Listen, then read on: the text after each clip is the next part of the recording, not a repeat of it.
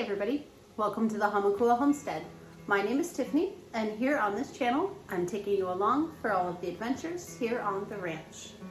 I did not have any intentions of making a video today, but I got inspired. So we are pressure canning again. I'm so excited. I was just out and about in town. I hadn't gotten home from work yet, and something struck me. I can't even remember what it was, but it was some kind of something and kale soup. I was like, wait a minute. I have a bunch of kale growing in my garden, and I don't really like to use it for raw consumption because of the toxic, I hate to say that, but toxic pests that we have. You want to really cook most of the greens that you grow in your gardens around here. So I really planted it just to have treats for the chickens and the sheep, but I have so much of it and it's so healthy and beautiful. So anywho, that got me thinking about what kind of a kale soup that I could make. And through all of the things that go on inside of my brain, I ended up with a chicken bell pepper kale soup. I've done a little bit of research since I got home, made sure everything that I have in mind is safe. It's going to be fairly simple. I have my chicken thighs going right here on a low temperature, just going to cook them off a little bit, and I'm going to go ahead and get started on the broth. To our chicken, I have only added salt and pepper so far. I'm going to go ahead and throw in some of this buttery steakhouse, just for funsies. These are pretty fatty thighs, so I haven't added any broth or liquid or anything to it. I'm just letting it cook down ever so slightly. It might not even be cooked all the way through. I just want it to hold its shape during the canning process. So I'm going to get started on our broth. I'm going to be using bouillon this time. A lot of times I like to use my own broth, but this is just what we're doing today.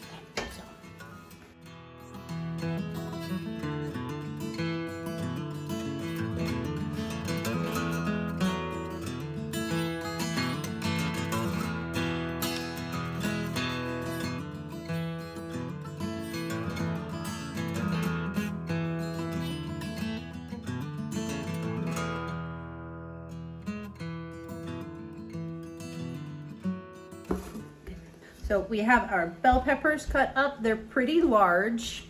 That one's really large. I have 6 bell peppers.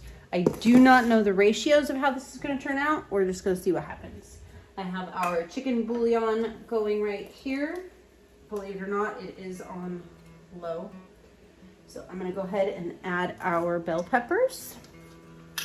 If I weren't putting them in the broth like this, I believe that it is suggested that you blanch them before you can them, that they will hold their color a lot better.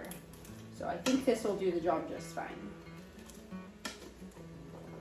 I'm scooping it because I don't want to splash myself. So I'm going to go ahead and leave this on the lowest setting, and I'm going to get our kale washed and ready to go in.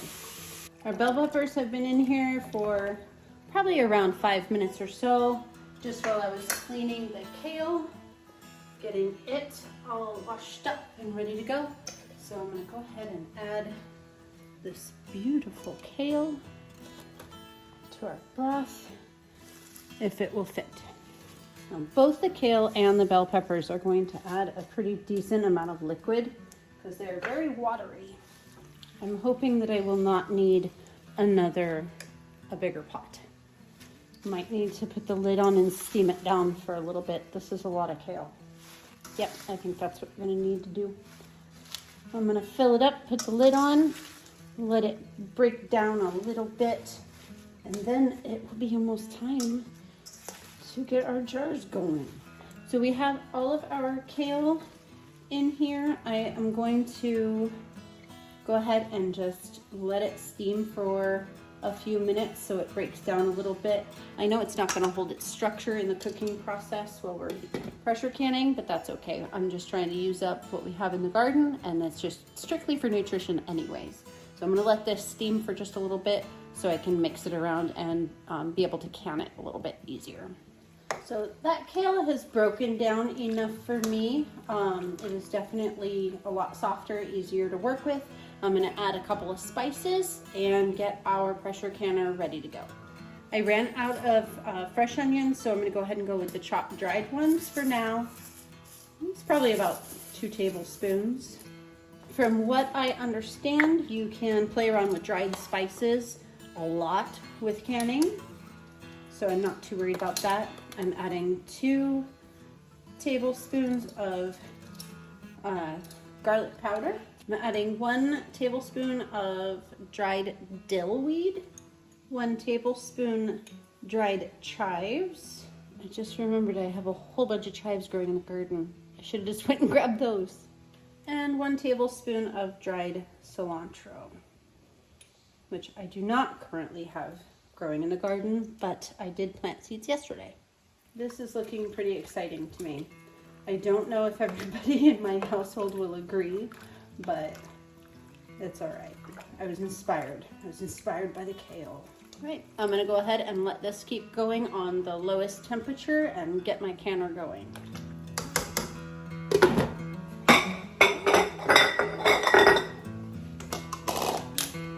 All right, you guys, our soup has come together quite nicely, if I do say so myself.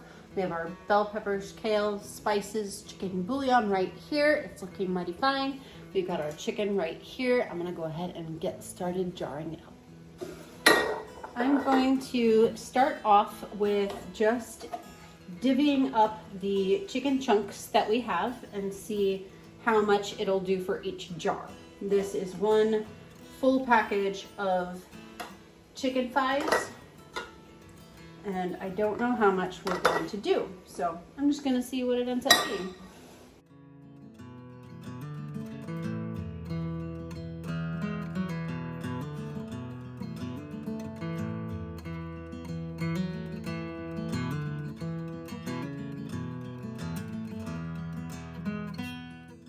We have our chicken all put into our quart jars. They're fairly even. Next time I will definitely make more chicken, but for now I'm gonna go ahead and put this chicken fat into our soup. It's got all those flavorings in there I'm so excited about. Stir that up a little bit. Still hot. Our canner right here. You can't see it. Our canner is getting nice and warm too. Start with 1. I'm gonna do the same thing actually. I'm gonna go ahead and start with our chunks into each jar, just because I want to have a decently distributed amount of solids and liquids.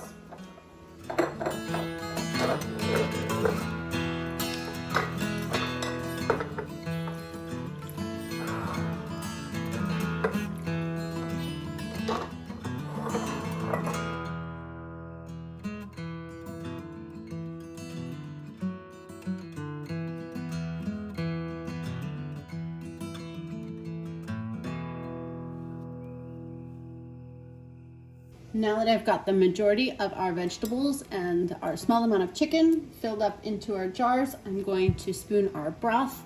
Our jars are already starting to get warm, so we don't have to risk any thermal shock putting them into the hot canner.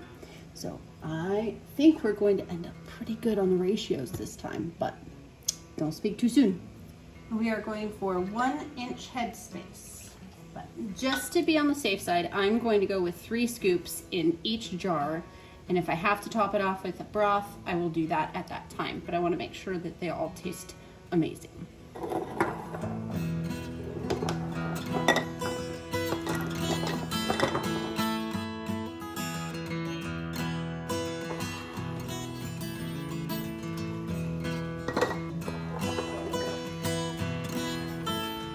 And I'm going to put 1 more scoop just because my OCD is coming.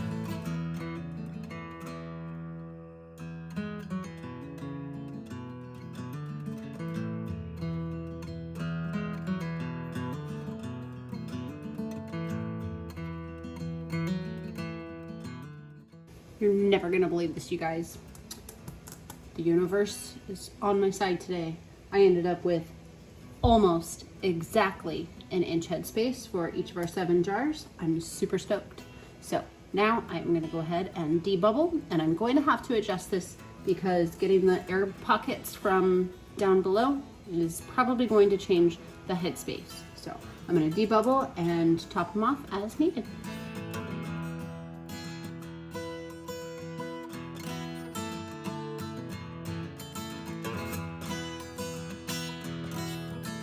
I am not going to open up another jar of any kind broth for such mini kind headspace. So I'm gonna top these off with water. It's already a really strong flavored broth to begin with, so I'm not worried about it.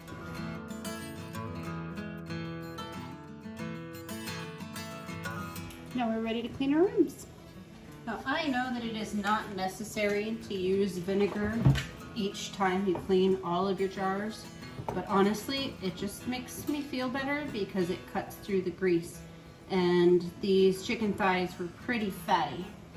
So I'm going to clean each one, put one new lid on, put one ring on, put them in the canner. You want to be careful to get all of those dried spices off. That's just like a little flake of chives or something, but that could disrupt the seal. So we want to make sure that we're cleaning them really, really well. Because you don't want to go through all that work and then blow your lid. No way. Getting ahead of myself. So we have all of our jars put into our canner. And I am gonna go ahead and stick the lid on here and let it start to build its steam inside while I clean up this mess I just made. Our lid is on, our wing nuts are tightened, I did our safety check, I greased the rim, so you wanna make sure you do that with the All-Americans because it's metal on metal and that could create problems if you don't do it right, so be sure to check on that. So I'm gonna wait for this to come up, and our steam pipe petcock is going to start steaming, and it's going to full bore steam for 10 minutes, and I will bring you back and show you the next step. So I know you can't see it through the camera, but we are at a steady stream of steam for 10 minutes. So I'm gonna go ahead and put our weight on. I am at 15 pounds of pressure where I'm at. And I'm gonna wait for us to come up to pressure. Once this starts to jiggle around, don't mess with that. Once this starts to jiggle around, we will go ahead and set our timer for a full 90 minutes because we are dealing with meat in quart jars, and that's always 90 minutes. Time's up. Now we are going to just simply turn off our heat source and let it come down naturally. This does not say 15. I have never had this tested. It's pretty darn new, but that doesn't really mean anything. This jiggling is what means everything. Now that I turn off the heat, it's going to slow down, keep going, slow down, and it is going to eventually all come down. And everything's going to be good. This will be at 0, and when I move that, which I'm not going to even touch until it is fully cooled, it will allow us to be to the point where we are going to go ahead and open up our canner. And I will bring you back for the time when it's time to open up our canner and see how our Kansas soup did. Okay, so I have just opened up our wing nuts on our canner, and I cracked the lid a little bit. I'm gonna let the hot air come out a little bit and the room temperature air come in at a not so rapid rate. I don't want it to go too quickly, and I also don't want it to, oh my gosh, it smells so good. I also don't want it to go too slowly. So we're just gonna leave that cracked for a few minutes and let it do its thing, the temperature go a little bit more gradual. Our moment has come. I'm so excited. Let's open it up.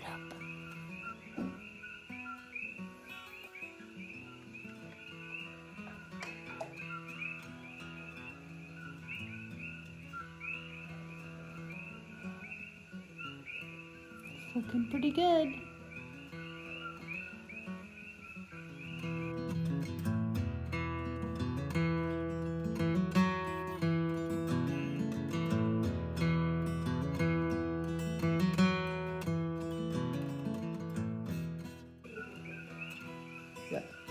It's definitely not scientific and it's not guaranteed, but it is, in my experience, a good sign when you still have some bubbling and activity happening in the jars when you take them out.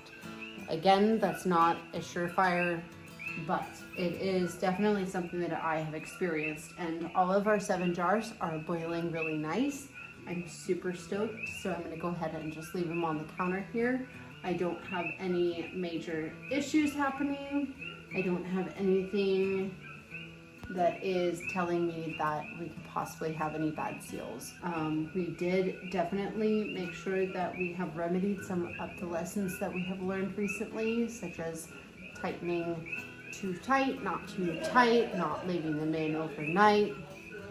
We are learning together, and I am really, really satisfied with our results today, guys. Get them all packaged up on the pantry shelf